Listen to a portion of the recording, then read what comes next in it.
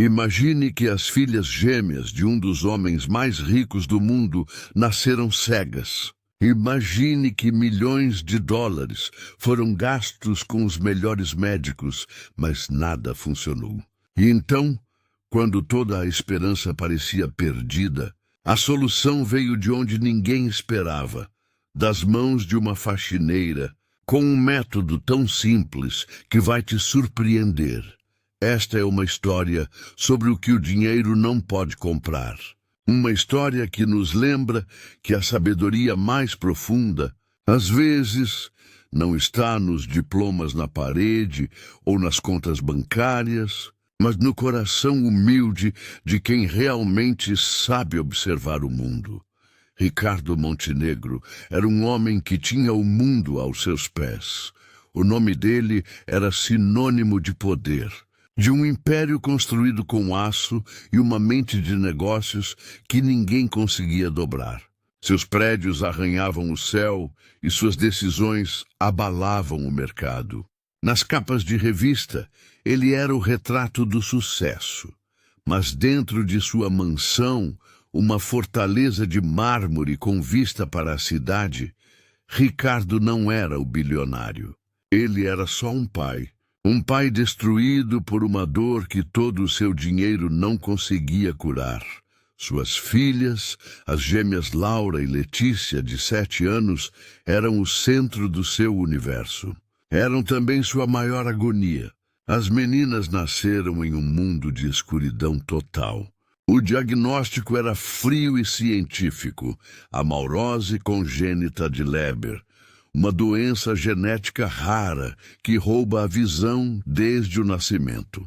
Para Ricardo, soava como uma sentença de prisão perpétua que ele se recusava a aceitar. A mansão, que deveria ser um lugar cheio de vida, era um palácio silencioso. Risadas de criança não ecoavam pelos corredores. O que se ouvia eram os passos abafados de enfermeiras e tutores. As meninas viviam em um mundo cuidadosamente controlado, com brinquedos de texturas e lições em braille. Eram amadas, cercadas de cuidados, mas estavam presas numa gaiola de trevas. Ricardo declarou guerra à doença das filhas. Uma guerra que ele lutava com seu talão de cheques. A busca pela cura virou sua obsessão. Ele trouxe os melhores especialistas do Brasil, que examinaram, testaram e, no fim, balançaram a cabeça.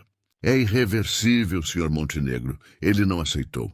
Se o talento não estava no Brasil, ele o compraria lá fora. Começou uma jornada global. Clínicas na Suíça com tecnologias de ponta. Institutos de pesquisa em Boston, onde os maiores cérebros da neurologia se debruçaram sobre os exames. Ricardo não olhou despesas. 15 milhões de reais foram pelo ralo. Jatos particulares, suítes de hospital de luxo, doações para laboratórios. Cada nova consulta era uma faísca de esperança e cada resultado negativo um soco no estômago. O veredito era sempre o mesmo, entregue com palavras polidas que só aumentavam sua raiva. Lamentamos, a ciência tem seus limites. Os médicos, para ele, se tornaram a personificação do fracasso. Prometiam milagres, mas no fim só ofereciam consolo. E consolo era a única coisa que Ricardo não queria. Ele queria que suas filhas vissem o azul do céu.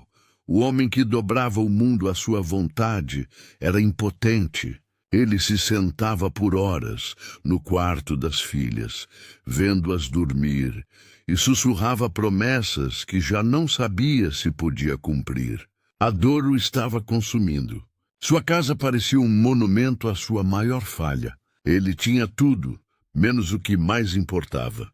E foi nesse abismo de desespero, quando toda a ciência e toda a fortuna do mundo falharam, que a ajuda mais improvável estava prestes a chegar. A rotina na mansão Montenegro seguia melancólica. tocada por uma equipe de funcionários que se movia como fantasmas. Governantas, cozinheiros, seguranças, cada um no seu papel, mantendo a máquina funcionando enquanto a alma da casa morria. E foi no meio dessa engrenagem que surgiu uma nova peça tão discreta que quase ninguém notou. Com a saída de uma funcionária, a agência enviou uma substituta, Maria da Conceição, uma mulher de uns 50 anos, rosto marcado pelo tempo, mas com um olhar que brilhava com uma serenidade que não combinava com aquele luxo estéril. Maria vinha de um mundo onde a dificuldade era o pão de cada dia e a fé era o único luxo. No primeiro dia, deram a ela um uniforme e um carrinho com produtos de limpeza importados. A governanta-chefe, Dona Berenice, foi direta. Seja invisível. Não queremos ver nem ouvir você. E, acima de tudo, não incomode o patrão ou as meninas. Eles já têm problemas demais, Maria concordou. E estava acostumada a ser invisível. Mas ela tinha algo que ninguém ali, nem os médicos, possuía. Ela sabia observar de verdade. Não com os olhos que julgam, mas com o coração que sente. Enquanto limpava, ela sentia a tristeza no ar. Seu trabalho a levou ao corredor dos quartos das gêmeas. A porta estava entreaberta e ela viu Laura e Letícia sentadas no chão, ouvindo uma história. Lindas como bonecas, mas com olhos azuis que pareciam vazios, fixos no nada. O coração de Maria apertou. Não era pena. Era compaixão. Ela já tinha cuidado de gente com problemas de visão e aprendeu que a cegueira não é só a falta de luz, mas a presença de outros sentidos mais fortes. Nos dias seguintes, quieta, ela continuou observando. Percebeu coisas que passavam batido para todo mundo. Como as meninas viravam a cabeça na direção exata de um passarinho cantando na janela. Como Letícia esticava a mão para tocar a parede segundos antes de chegar nela, como se sentisse sua vibração no ar. Mas uma coisa em particular plantou uma semente de esperança em sua mente. O quarto das meninas vivia numa penumbra constante, com as grossas cortinas sempre fechadas por recomendação médica. Um dia, enquanto Maria limpava, um raio de sol teimoso furou uma fresta e atingiu o tapete perto de Laura. No mesmo instante, a menina se encolheu. Um movimento mínimo, quase nada. Qualquer um teria ignorado, mas Maria viu. Seu coração disparou. Será? Nos dias seguintes, ela testou sua teoria. Abria uma frestinha na cortina, deixava a luz entrar por outro ângulo. E a reação se repetia. Um pequeno tremor, um virar de cabeça instintivo. As meninas reagiam à luz. Maria começou a ligar os pontos. As meninas pareciam apáticas naquele quarto estéril. A tutora lia sobre florestas, mas elas nunca sentiram o cheiro de terra molhada. Ouviam sobre o mar, mas nunca sentiram a brisa no rosto. Os médicos olharam para os nervos ópticos, mas Maria olhou para elas como almas. E se a prisão delas não fosse só a doença, mas o mundo em que viviam? E se a cura não estivesse em um laboratório, mas do lado de fora daquela janela? A ideia era ousada demais para uma simples faxineira. A assustava, mas a imagem daquele pequeno espasmo sob a luz do sol não saía de sua cabeça. Era um chamado, e ela sentiu que precisava atender. A ideia se tornou uma convicção. As reações à luz, a apatia das meninas, tudo apontava para uma verdade que a ciência complexa havia deixado passar. Talvez o problema não fosse só o que estava quebrado dentro delas, mas o que faltava do lado de fora. Ela lembrou da avó, que sempre dizia: "Minha filha, Não se cura uma planta só olhando a folha seca. Tem que ver a terra, sentir se ela está com sede, se está pegando sol. Para Maria, as meninas eram como plantinhas num vaso escuro, sem nunca tocar a terra. Mas como falar? Quem era ela, uma faxineira, para questionar dezenas de especialistas? Quem era ela para falar com o poderoso Ricardo Montenegro? O medo de ser humilhada, de ser demitida, era real. Mas aí ela pensava em Laura e Letícia. E o amor que sentia por aquelas crianças era maior que o medo. Com o coração na boca, ela escolheu o momento. Viu Ricardo em seu escritório, de costas, parecendo um homem derrotado. Ela respirou fundo e bateu na porta. Com licença, senhor Montenegro, disse ela com a voz trêmula. Ele se virou irritado. Quem é você? Meu nome é Maria. Sou a nova faxineira. Ela apertava um pano nas mãos. Me desculpe o atrevimento, senhor. Mas é sobre as suas filhas. A menção das filhas mudou tudo. O que tem elas? Não é nada de dinheiro, senhor. E ela se apressou. É que eu tenho observado as meninas. Fui criada na roça. E minha avó dizia que criança que não vê o mundo de fora, primeiro precisa sentir o mundo por dentro. Com a pele, com o nariz, com os ouvidos, Ricardo a encarava cético, mas curioso. Maria continuou. O quarto delas é sempre escuro. Elas não sentem o sol, não pisam na grama. O corpo delas, a alma delas, talvez precise disso. Precisa acordar para o mundo antes que os olhos tentem fazer o mesmo. Sua proposta era simples. Eu queria pedir permissão para levar as meninas ao jardim, só por uns minutos, e para elas andarem descalças na grama, tocarem nas flores, sentirem o cheiro da terra. Nesse momento, Dona Berenice apareceu na porta. Maria! O que pensa que está fazendo incomodando o patrão? Senhor, não dê ouvidos a essa mulher. São crendices perigosas. As meninas têm ordens médicas de evitar luz e estímulos. Era o confronto. A lógica fria contra a fé intuitiva. Ricardo olhou para as duas. De um lado, a governanta, repetindo as ordens que só o levaram ao fracasso. Do outro, a faxineira, com uma proposta que de tão simples parecia radical. Ele pensou nos 15 milhões de reais, nos especialistas, em tudo que havia falhado. Ele se virou para Berenice. Por favor, nos deixe a sós. Então se voltou para Maria com um novo brilho no olhar. Não era esperança, mas era o fim do desespero completo. O que mais eu tenho a perder? Ele disse mais para si mesmo do que para ela. Nós tentamos tudo o que o dinheiro pode comprar. Vamos tentar algo que ele não pode. Ele a encarou. Você tem minha permissão. Comece amanhã.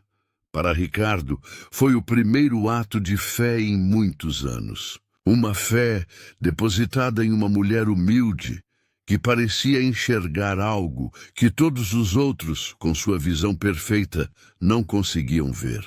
No dia seguinte, uma cena inacreditável aconteceu no jardim da mansão. Maria, de mãos dadas com Laura e Letícia, caminhava pela grama. As enfermeiras e Dona Berenice olhavam de longe, das janelas, com desprezo. Ricardo também observava, mas escondido, o coração a mil. As meninas hesitaram. A grama úmida e macia era estranha. É molhado. Ei, Pica, sussurrou Letícia. Maria se ajoelhou. Isso se chama orvalho, querida. São beijinhos de água que a noite deixa na grama. E não pica, faz cócegas. É a terra dizendo oi para os seus pés. Ela não forçou nada. Guiou a mãozinha de Laura até uma rosa. Sente? É macio como veludo. Agora cheire. Laura inspirou e um pequeno sorriso brotou em seus lábios. Cheira doce. Esse foi o começo.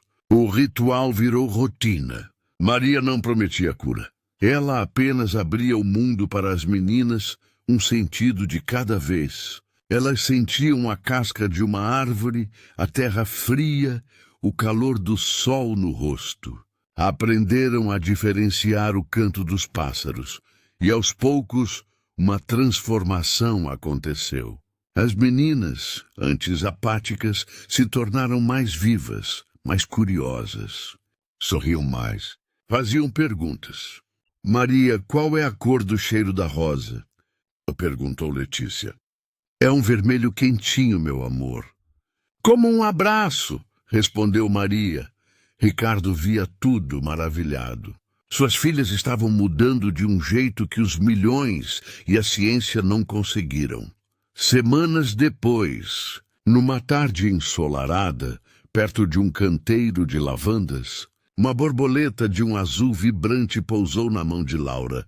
A menina ficou imóvel. Maria, tem alguma coisa na minha mão. Ela... E faz ventinho. Maria sorriu com os olhos cheios d'água. É uma borboleta, Laura. As asas dela têm a cor do céu. Laura ficou em silêncio, concentrada. O mundo pareceu parar. Ricardo, que tinha se aproximado, prendeu a respiração. E então veio o sussurro que mudou tudo. Azul, disse Laura, o olhar fixo na direção de sua mão. Papai, eu vejo uma cor. É um borrão azul. O coração de Ricardo explodiu. Letícia, ouvindo a irmã, virou o rosto para a luz do sol que se filtrava nas folhas de uma árvore e gritou, luz, eu vejo a luz. Papai, eu vejo a luz. Foi o milagre, o despertar. Ricardo correu e caiu de joelhos na frente delas, que agora olhavam ao redor, os olhos tentando processar os borrões de cores que invadiam seus cérebros pela primeira vez. Ele as abraçou, um abraço que continha anos de dor, e agora uma alegria que quase não cabia no peito. Ele chorava sem vergonha. Ele olhou para Maria, que chorava em silêncio, e a abraçou também com a mesma força. O homem mais poderoso da cidade, soluçando nos ombros de sua faxineira. Quando recuperou a voz, olhou para ela. Maria, disse ele, você não devolveu a visão das minhas filhas. Você devolveu a minha vida. Naquele mesmo dia, as pessoas que zombaram de Maria foram demitidas. Ricardo a chamou em seu escritório. Você nunca mais vai limpar o chão de casa nenhuma. Sua casa agora é aqui. Você é parte desta família. Guardiã das minhas filhas. Tudo que eu tenho é seu. Ele deu a ela uma segurança que ela jamais sonhou. Mas ambos sabiam que a recompensa verdadeira não tinha preço. A riqueza de Ricardo Montenegro finalmente encontrou seu verdadeiro valor. Não nos bancos, mas na sabedoria de uma mulher que sabia que a verdadeira visão não vem dos olhos, mas do coração. Ele aprendeu que milagres às vezes não custam milhões, mas um simples ato de fé e amor. A visão de Laura e Letícia não se tornou perfeita do dia para a noite, mas pela primeira vez seus olhos começaram a aprender a ver, guiados por quem as ensinou a sentir o mundo primeiro. A escuridão foi vencida, não pela tecnologia, mas pelo poder da conexão humana. Essa história, real ou não, se tornou uma lenda moderna, um lembrete de que os maiores tesouros estão escondidos na simplicidade. Se você também se emocionou com essa mensagem de esperança, deixe seu like para que ela chegue a mais pessoas. Inscreva-se no canal para mais histórias que tocam a alma. E conte pra gente nos comentários. Qual foi o maior aprendizado que você tirou dessa história?